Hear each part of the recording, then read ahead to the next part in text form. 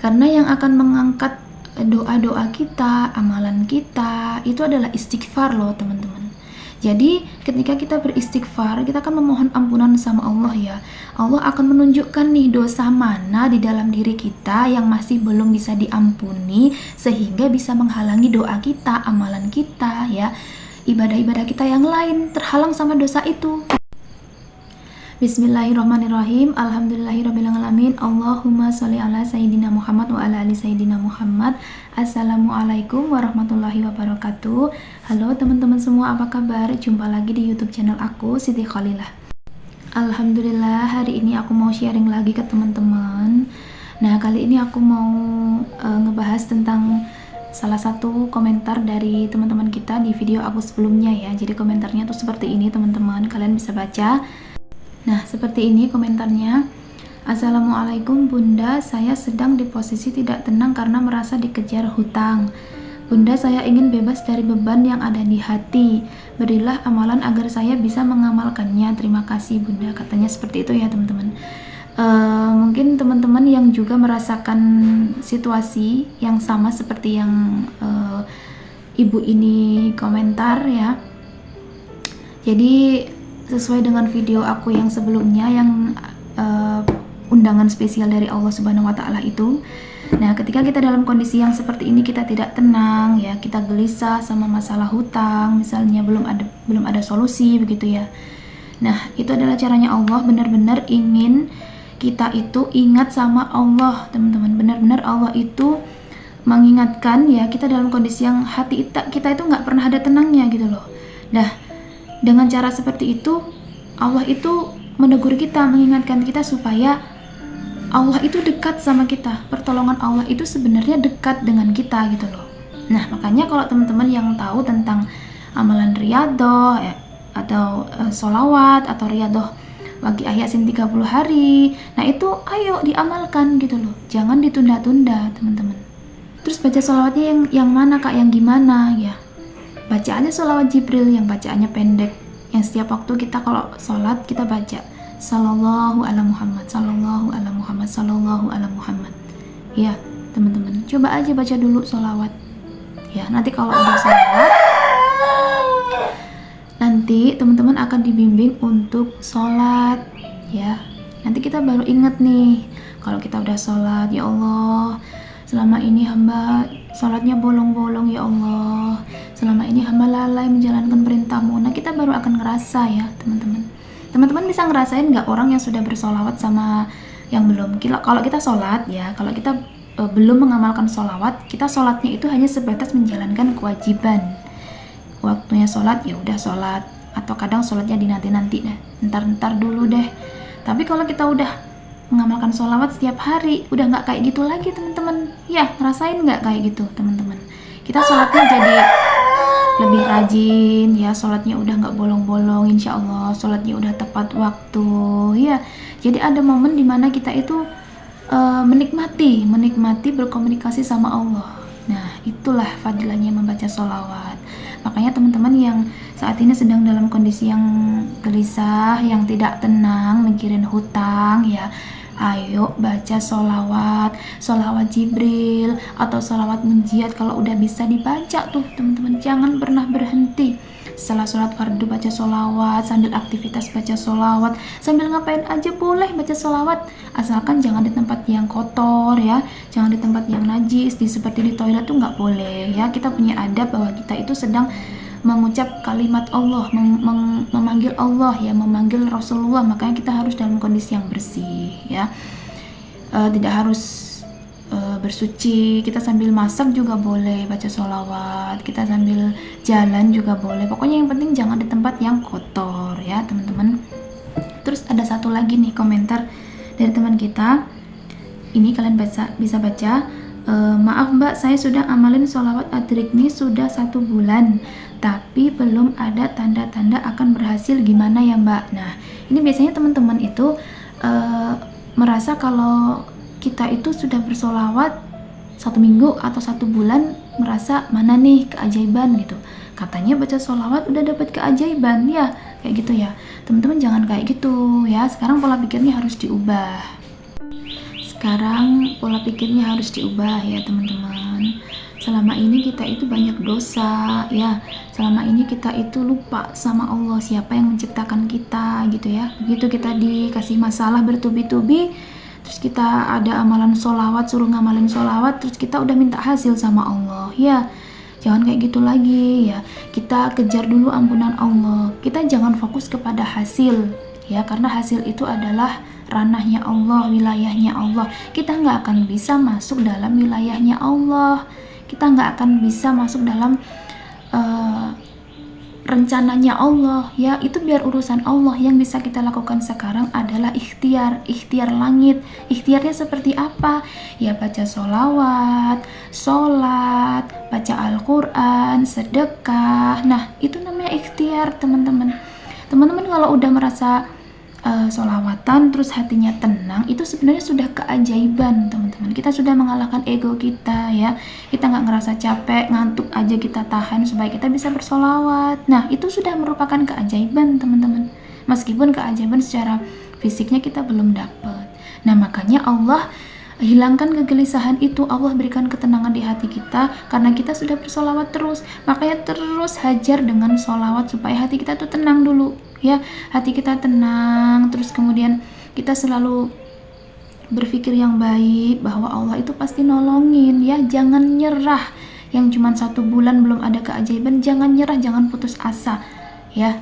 Dan salah satu kuncinya kalau kita bisa cepat meraih keajaiban Allah ya, begitu kita sudah berdoa menyampaikan hajat kita kepada Allah Subhanahu wa taala, ya udah itu urusan Allah, biar doa kita diproses sama Allah.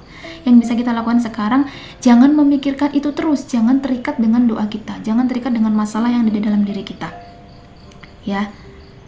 Kita tenangkan diri kita, kemudian kita lakukan apa yang bisa kita lakukan sekarang. Kalau yang jualan ya jualan ya, yang kerja ya kerja, nggak usah mengingat-ingat, nggak usah gimana caranya Allah ngasih keajaiban, gimana dengan cara apa ya Allah nolongin. Nah nggak usah dipikirkan itu, nah itu Allah nggak suka, itu malah akan menghambat keajaiban teman-teman.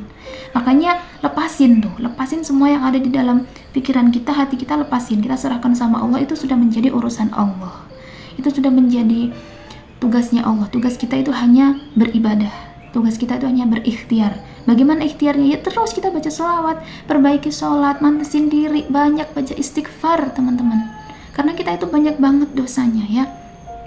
Ya teman-teman, kalau memang amalannya sudah banyak banget setiap hari, bahkan melakukan riyadhah tapi belum ada hasil gitu ya, belum ada tanda-tanda kayak ngasih keajaiban gitu ya Allah, ayo sekarang diterusin, dikencengin baca istighfar juga. Makanya teman-teman kalau misalnya minta saran, minta tips dari aku gitu ya, aku selalu ngasih coba baca istighfar minimal 100 kali gitu ya. Karena yang akan mengangkat doa-doa kita, amalan kita itu adalah istighfar loh teman-teman. Jadi ketika kita beristighfar, kita akan memohon ampunan sama Allah ya.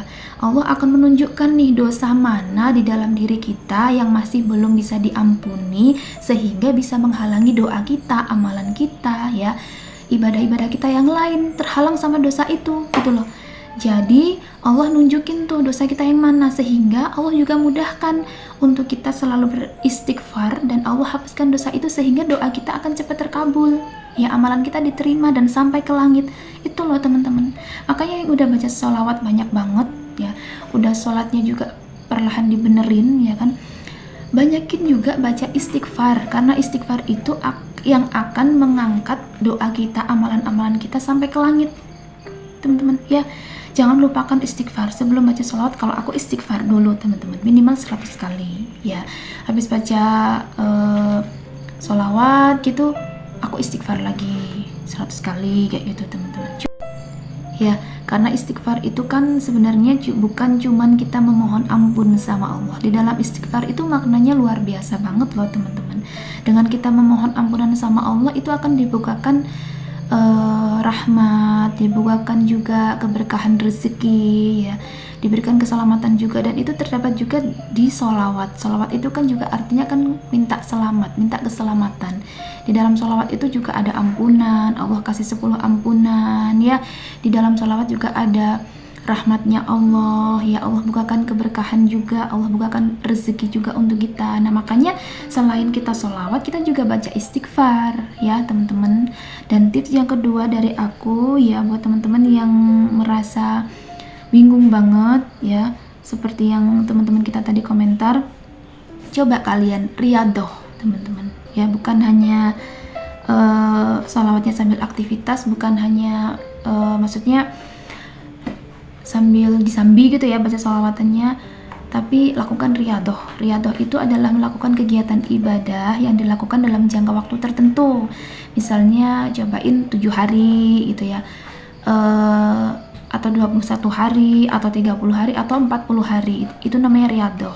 Di jam yang sama, di waktu yang sama, dengan jumlah yang sama teman-teman. Contoh nih, kalian riyadoh misalnya membaca surat Al-Waqiah dan Yasin misalnya setelah subuh ya, coba di challenge selama 7 hari gitu.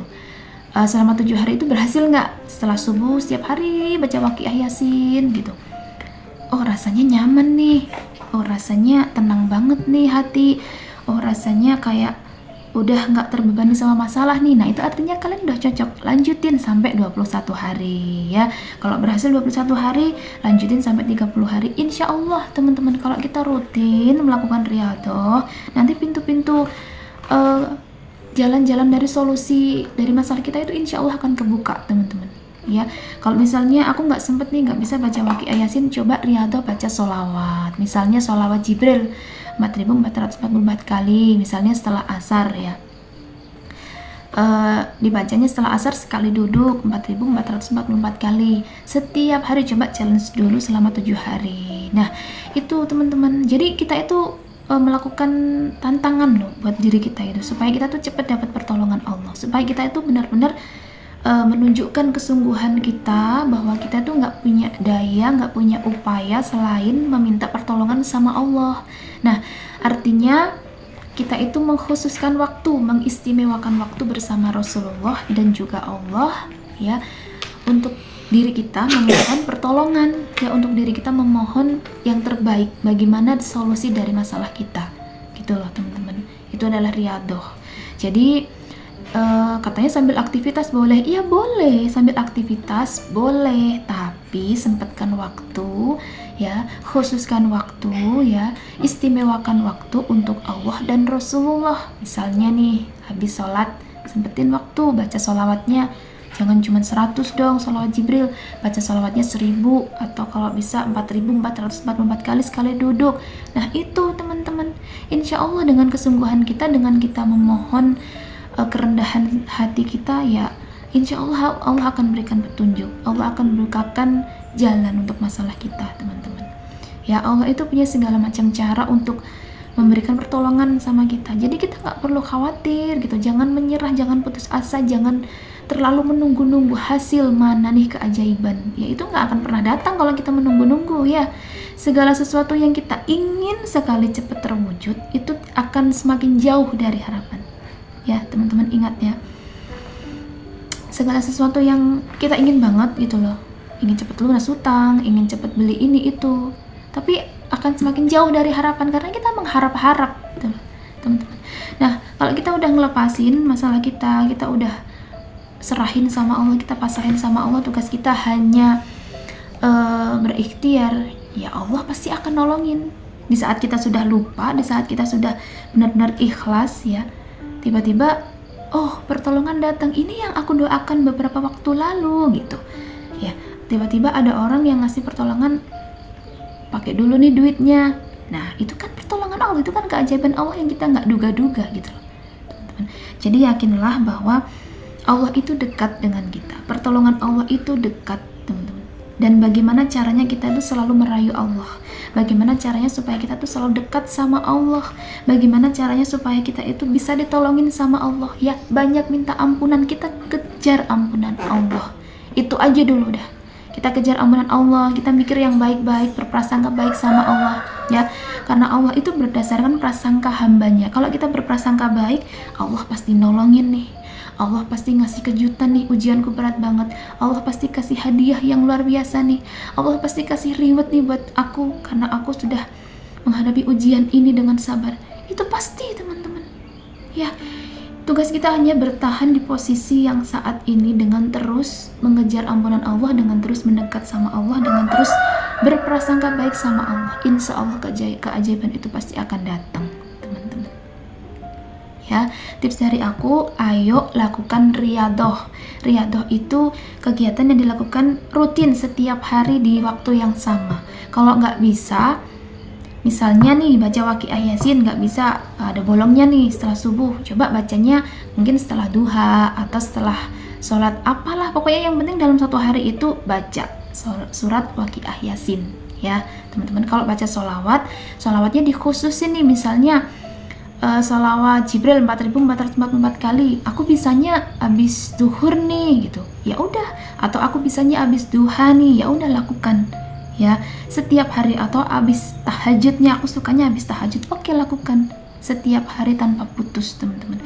Tanpa kita sadari nanti kita akan merasa kita tenang banget, kita udah nggak memikirkan oh iya aku udah nggak terlalu terbebani ya sama masalah itu gitu ya. Kita merasa aku nyaman banget, kita merasa momen dimana kita bisa berkomunikasi sama Allah itu adalah momen yang paling nikmat ya. Kalian pasti akan merasakan seperti itu teman-teman. Nah makanya hajar terus dengan sholawat, jangan pernah kering, jangan pernah mulut kita itu kering nggak baca amalan apapun. Kalau kita lagi haid ya sudah, kita sambil aktivitas boleh baca sholawat. Pokoknya intinya kita nggak pernah kering gitu loh teman-teman, nggak pernah bolong gitu ya. Kita selalu mengingat Allah, kita selalu mengingat Rasulullah gitu loh teman-teman. Insya Allah pelan-pelan hidup kita akan diperbaiki sama Allah. Insya Allah pelan-pelan hutang kita akan diberesin sama Allah ya. Sabar, yang belum dapat pertolongan sabar terus banyak baca istighfar, terus banyak baca sholawat apapun, sholawat munjiat setiap hari 500 kali, sholawat Jibrilnya minimal 5000 kali atau 4444 kali ya, sholawat adriknya minimal 1000 kali. Ayo kita hajar dengan sholawat, istighfar, berprasangka baik sama Allah, sedekah ya. Itu yang bisa kita lakukan teman-teman. Kita maksimalkan diri kita untuk kita pantas nih ditolong sama Allah gitu loh teman-teman ya. Semangat terus, jangan pernah kendor sholawatnya, jangan pernah putus semangatnya, jangan nyerah ya. Jangan nyerah kalau ujian semakin berat, jangan nyerah. Itu adalah tandanya Allah menggugurkan dosa-dosa kita ya. Kalau dosa kita insya Allah sudah diampuni sama Allah, maka nggak akan ada lagi nih halangan buat doa kita tuh terkabul ya teman-teman. Semangat terus ya. Oke, sekian dulu video dari aku. Terima kasih sudah nonton. Aku doain semoga teman-teman sehat selalu dalam lindungan Allah, selalu dalam bimbingannya Allah ya, diistiqomahin sama Allah untuk selalu menjalankan ibadah dengan baik, sholatnya istiqomah, sholawatnya istiqomah, sedekahnya istiqomah. Pokoknya amalan-amalan apapun yang tujuannya untuk mendekatkan diri kepada Allah itu adalah pilihan yang paling tepat teman-teman. Jadi kita nggak minta-minta sama manusia, kita nggak minta tolong sama siapapun, karena kita minta tolongnya sama Allah, cuma sama Allah, dan Allah adalah penolong yang sebaik-baiknya teman-teman. Jadi jangan khawatir ya. Aku doain semoga masalahnya cepat selesai, hidup kalian tenang ya, hidup kalian selalu dalam keberkahan, dilancarkan rezeki ya, kemudian bisnisnya lancar ya. Apapun yang menjadi ikhtiar kalian, insya Allah akan dimudahkan sama Allah. Amin ya rabbal alamin. Saya undur diri dulu. Wassalamualaikum warahmatullahi wabarakatuh.